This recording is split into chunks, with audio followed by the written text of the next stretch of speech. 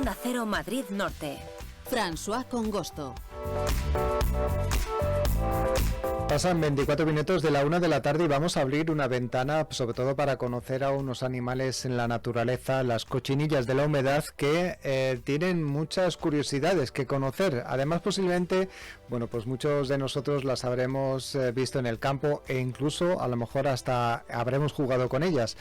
Tienen además un curioso nombre que se llama bichos bola, son conocidas popularmente así porque se hacen bolita, ¿no?, cuando las tocas, y es un efecto realmente curioso.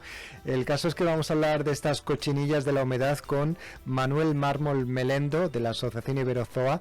Ya saben que son biólogos, que les preocupa el medio ambiente, la naturaleza, y hoy nos quieren hablar justamente de estos animales. Manuel Mármol Melendo, ¿qué tal? Muy buenas. Bueno, encantado. Como Bienvenido. Bueno, bichos bola, para empezar, tienen un curioso nombre, pero yo, si quieres que te diga la verdad, nunca he sabido muy bien exactamente qué son. Insectos, ¿qué son exactamente estas cochinillas de la humedad? Pues, aunque normalmente los vemos como insectos, en realidad son un tipo de crustáceo terrestre. Se llaman isópodos, ¿no? Este grupo, los isópodos, pues tiene un montón de especies, y hay especies pues, que son de agua dulce, hay especies que son de marina, y luego hay otras especies que están en tierra firme, que son estos bichos bola de los que hablamos hoy. Pues fíjate que yo siempre habría pensado que un crustáceo siempre tiene que vivir en el mar, nunca los habría terrestres. Sí, de hecho hicieron una transición, pero realmente no es una transición total al medio terrestre, en el sentido de que sean independientes ya del agua, por ejemplo, para respirar, ¿no? No ha sido como otros animales que han desarrollado pulmones o han desarrollado otros sistemas de respiración de aire. No, las cochinillas siguen teniendo branquias debajo de esa coraza, ¿no? Y lo único es que necesitan que haya humedad para hacer intercambio gaseoso con el aire. Ajá. Entonces, por eso se les dice cochinillas de la humedad, ¿no? Siempre van a estar en sitios húmedos, pues porque necesitan de esta humedad para respirar. De hecho, si el medio es lo bastante húmedo, hay algunas especies que pueden hacer incluso respiración cutánea, un poco parecido a lo que hacen los anfibios, ¿no? Es decir, respirar a través de la piel. Pues de luego que son curiosidades muy interesantes. ¿Qué otras cuestiones particulares tienen estas cochinillas de la humedad? Pues bien, otra cosa muy curiosa que tienen para haberse adaptado al medio terrestre es que los huevos, claro, necesitan ser puestos en agua. Entonces, hablaba antes de los anfibios. Los anfibios normalmente lo que hacen es que ponen sus huevos en charcas en medio acuático.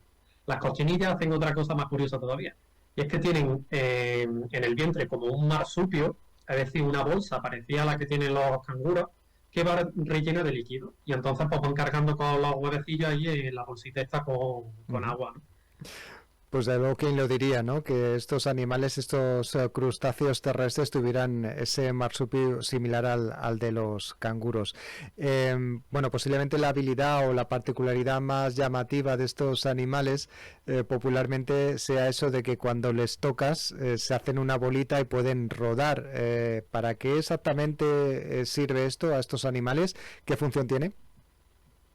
Pues la función es defensiva. Estos animales pues, son completamente inofensivos. Como decíamos antes, los niños a veces los cogen y los tocan o se los ponen en la mano y no hacen nada, no pican, no tienen aguijón, no tienen absolutamente nada. Entonces su método de defensa es hacerse bolitas. Tienen como unas placas por encima muy resistentes que la mayoría de bichos de su mismo tamaño no pueden romper, y entonces pues es lo que hacen para defenderse. Realmente no ruedan, a ver, si están en pendiente, pues sí caen rodando, ¿no? Pero no son capaces de dar vueltas a ellos para ellos mismos. Simplemente pues se hacen bolitas y esperan a que lo que sea que les esté atacando, pues los deje en paz. De todas formas, esto también mucha gente no lo sabe, no todas las cochinillas, no todos los bichos bola pueden hacerse bolas. Hay algunos que tienen un aspecto más aplanado y tienen unos apéndices más largos que les impide cerrarse del todo en una bola, ¿no? Entonces, normalmente esto lo que tienen es que tienen como dos apéndices parecidos a dos colitas sobresaliendo por detrás del cuerpo, que lo que hacen es que resudan como un aceite pegajoso y que huele mal, que lo usan para zafarse de los depredadores. Entonces, claro, Ah, si están corriendo y les viene algo a morderles por detrás, pues le sueltan el aceite este, se les escurren y encima el otro bicho que venga para ellas, pues se quedará apestando un poco, ¿no? Entonces, pues podemos decir que unas han invertido más en mejorar su defensa, en hacerse bola, y las otras pues, han invertido más un poco en mejorar sus opciones de escape, ¿no? mm. Pues qué curioso, ¿no? Además que dentro de una misma subespecie pues hayan creado un sistema y otro diferente, ¿no? Lo hacen de manera geográfica, es decir, lo puedes encontrar a unos y otros en la misma zona o unos lo hacen en un sitio y otros en otro. No, los pueden encontrar en la misma zona. ¿Ah, sí? Cochinillas que realmente hay un montonazo de especies. De hecho, aquí en diferentes, ¿no? Cada una pues tiene sus diferentes morfologías y tal, y muchas de ellas conviven en la misma zona. Aquí en España, además, tenemos en la península ibérica un punto caliente de biodiversidad de estos animales, y es que tenemos más de 270 especies de cochinillas de la humedad. Somos uno de los países de Europa que tienen más especies de estos animales. Ujú. Muy bien. Bueno, pues una cuestión que hemos conocido más, ¿no? De esta curiosidad. Por cierto, ¿y de qué se alimentan estos bichos? Pues se alimentan sobre todo de materia orgánica vegetal un poco en descomposición.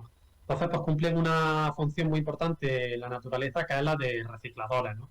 Ellos son capaces de las plantas muertas o las plantas que se están pudriendo, comérselas y procesarlas luego en sus tractos digestivos y luego soltar en el excremento, pues,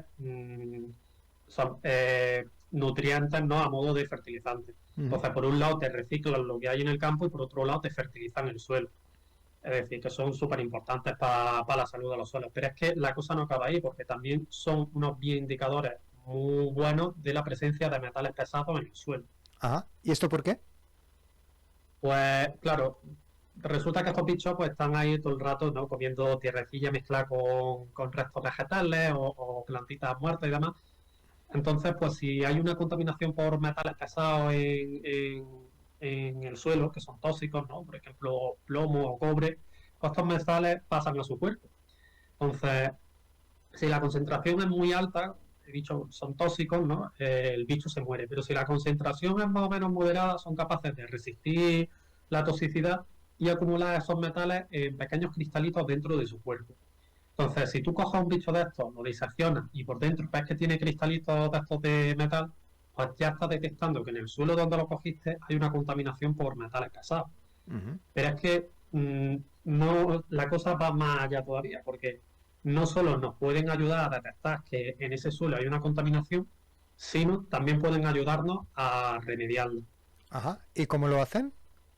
Pues hemos hablado de que acumulan metales en cristalitos, ¿no? Pues claro, resulta que cuando luego el bicho muere y se descompone, esos cristalitos pues, vuelven a salir al exterior, vuelven a salir los metales pesados tóxicos al exterior. ¿Qué es lo que pasa? Que al cristalizarlo les cambian un poco las propiedades físico-químicas y ya ese metal no es tan soluble en agua. O sea, recoge metales tóxicos del suelo, los encapsula en una forma menos reactiva, menos dañina para el suelo. Entonces, pues sí, siguen estando en el entorno, pero al menos ya no hacen tanto daño como lo hacían antes. Ujú. O sea, pues Entiendo. son organismos muy interesantes para la bioremediación, para restaurar ecosistemas que están dañados. Ujú. Una curiosidad que estaba yo pensando ahora, Manuel, por ejemplo, ¿cuántas especies? Nos has dicho que hay muchas de cochinillas de la humedad, pero ¿cuántas hay? En España, en la península, tenemos más de 275. Van describiéndose especies nuevas cada poco. En cuanto a cuántas hay en todo el mundo, pues la verdad que un poco me pillas, pero miles. El orden de los isópos es un orden muy grande, o sea que sí, que son muy diversos, Ujú. como la mayoría de artrópodos. Perdón, ¿y los puedes encontrar en diferentes ecosistemas? Es decir, aquí en España, claro, sería Mediterráneo, pero a lo mejor se pueden encontrar también en otros lugares, como por ejemplo en la selva. Sí, cualquier sitio donde haya humedad, muy probablemente, si el ecosistema está sano, va a haber cochinillas. Ujú, Las selvas pues habitan debajo de la hojarasca. Aquí pues eso, los tenemos en ambientes mediterráneos, suelen estar debajo de las piedras, ujú. suelen salir más por la noche, porque son nocturnas. Hay algunas que se suben, trepan a los árboles, De hecho, tenemos algunas especies incluso en zonas áridas, en el desierto de Tabernas, que tú dirías, "Coño, ahí no hay humedad, ¿qué hace este bicho que necesita humedad aquí?". Pues hay algunas especies que han evolucionado para tolerar condiciones de humedad más bajas y tú le levantas una piedra allí y te puede salir también Ujú, una cochinilla. O sea que realmente están en casi todos los ambientes terrestres de la Tierra, quitando los congelados, ujú, el Ártico, la Antártida y demás. ujú. Muy bien, Manuel. Hay una última cuestión que quería preguntarte porque nos comentabas antes que hay muchas especies, 270 en España, pero que en algunos casos se ven amenazadas. Y hablabas, ¿por qué exactamente se ven amenazadas? Eh, pues resulta que en la península ibérica, pues, como digo, tenemos bastantes especies. La mayoría son de colores así pardos, grisáceos, que no llaman mucho la atención, pero hay algunas que sí son más raras y que tienen colores a lo mejor más llamativos, ¿no? Entonces, muchas de estas se están viendo amenazadas por el tráfico de especies. La gente les ha pillado un poco de afición a tenerlas de mascota, pues son animales, como digo, son inofensivos, son bastante dóciles, son bastante tranquilos.